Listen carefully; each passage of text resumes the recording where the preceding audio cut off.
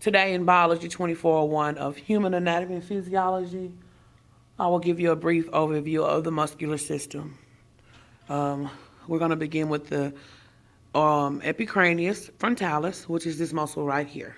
You see it. The action of this muscle, it raises the eyebrows and it wrinkles the forehead. So if you would please raise your eyebrows and wrinkle your forehead. Okay. You are actually putting this muscle right here, which is called the epicranius frontalis, in motion. Okay, there's another muscle that I'm about to show you that does this same action, which is called the epicranius occipitalis. It also raises the eyebrow and wrinkles the forehead. Okay, so let's keep in mind that the epicranius frontalis and the epicranius occipitalis, its function of both muscles is the same, which is raising the eyebrow and wrinkles the forehead. Next is the orbicularis oculi, which is the muscle that is surrounding the eye. The function or the action of this muscle, it closes the eye tightly. So this is that muscle right there. So when you close your eyes really, really tightly, you are actually using the orbicularis oculi muscle. But remember that this is not involved with blinking. Next is the orbicularis oris, which is this muscle that is surrounding the mouth. And this muscle's action is you close the lips with this muscle, and you also pucker, or should I say protrude the lips. As in kissing. So when you ever get to kiss that special someone, you will be using this muscle right here, the orbicularis oris. So I'm helping you. You will think of that muscle when you're kissing. Next, I'm going to show you two more muscles. This one is the masseter, this muscle right here, and then this muscle right here is the temporalis muscle. These two muscles aid in the same action, and that it closes the jaw, The masseter and the temporalis, they close the jaw and they elevate the mandible bone. Okay? Next, we're going to look at the zygomaticus minor and the zygomaticus major. These are two bones that work together, and they do the same function as well. And they raise the corners of the mouth as in smiling. So when you're smiling and you make good grades, you will be using the zygomaticus minor and the zygomaticus major. Okay? So real quick, the epicranius frontalis and the epicranius occipitalis, which is located in the back of the head, they do the same action. That's raise the eyebrow and wrinkle the forehead. And then we have the masseter, which is right here. And then we also have the temporalis muscle right there. And they close the jaw and they elevate the mandible. And then we have the zygomaticus minor and major. They aid in the same action as well. And they raise the corners of the mouth as in smiling. Okay? So next, let's look at this muscle right here. You can barely see it, but it's called the buccinator, or buccinator, however you wish to pronounce it, and it compresses the cheek. Think of grandma when she comes into town on the holidays, and she always wants to squeeze your jaws. The buccinator is what she's squeezing, I would think. Next, let's look at the sternocleidomastoid right here. That is a muscle. And on the sternocleidomastoid, when just one, the sternocleidomastoid is on this side, and it's also on this side as well, but you cannot see it. But it's the same as follow right here on the other side as well. And it when one side is contracting, it turns the head to the opposite side. And when both sides are in use, or should I say contracting, it flexes the head and it raises the sternum. Okay, that was the sternocleidomastoid. That's a big word. Next, we're going to look at the back of my flayed man. And we're going to cover a few muscles, okay? We're going to look at this muscle that is familiar to a lot of us, which is the deltoid muscle. And I say it's familiar because that is usually where we get our flu shots and different shots that we may need, whether it's for school or purpose to prevent sicknesses, okay? And that is the deltoid muscle. The deltoid muscle, the action of it abducts the humerus. It flexes or extends the humerus. And like I said, it's a site for injections. Okay, next, we're going to look at this muscle right here.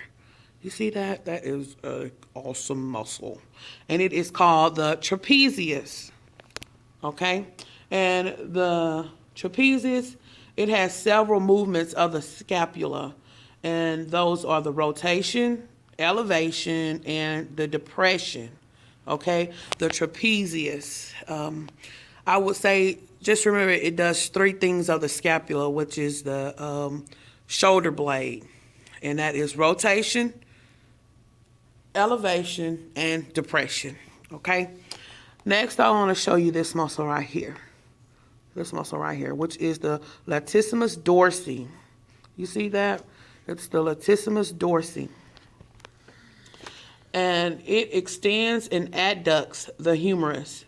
And it pulls the shoulder down and back. That is the latissimus dorsi. Okay, I want to show you another muscle that is a site for injections. Same as the deltoid, you know, it has a site for injections. This is the gluteus medius. I hope I'm pronouncing that correctly. But it's right here, and it is the gluteus medius. And it abducts the thigh, and it is also, like I said, a site for injections. Usually when you go to the doctor, you're not feeling well, and you need some antibiotics. Usually the doctor will give you an injection right here. Next, we're going to just look at the gluteus maximus. And everybody knows that one, whether in school or just working out.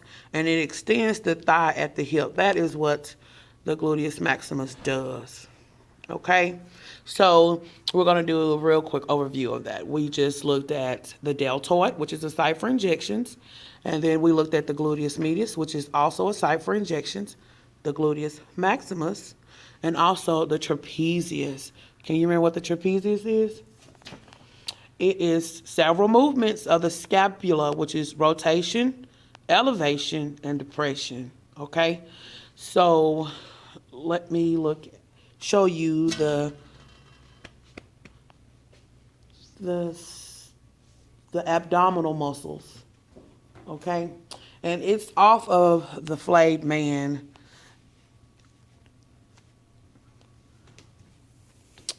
Okay?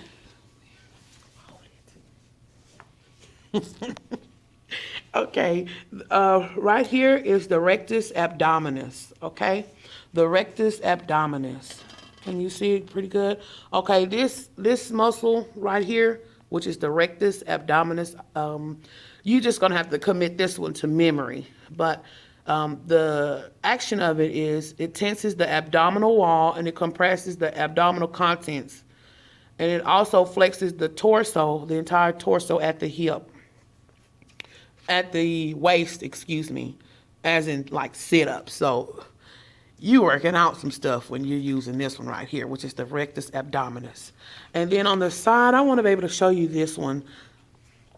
And this is the serratus anterior. Okay? The serratus anterior. It pulls the scapula anteriorly and downward. That is this right here, these muscles right here, the serratus anterior. And it pulls the scapula downward and anteriorly, okay? So I'm going to show you just a few muscles now on the leg, okay? Let's see. This is this muscle right here. Can you see it? It's the serratus sartorius, sartorius. And that muscle, it crosses the legs tailor, like in Indian style. You remember as a child when you're sitting on the rug in pre-K or something, you always had to sit Indian style to listen to story time. So you are using this muscle even at story time, okay? And also, I just want to show you this muscle. For some reason, I'm fascinated by it. I don't know why. And it is this one. And this is the tibialis anterior. You see it? The tibialis anterior. And it's the dorsiflexion of the foot. So, I'm just going to show you again the head region. The epicranus occipitalis is in the back.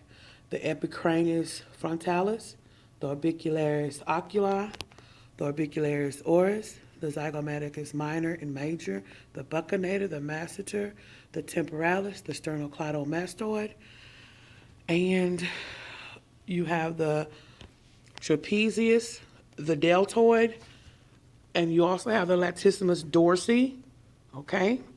And the gluteus maximus, the gluteus medius. Remember, that's an injection site, the gluteus medius and the deltoid, okay? And the tibial anterior and the sartorius, which is when you were a child. You always said Indian style for story time.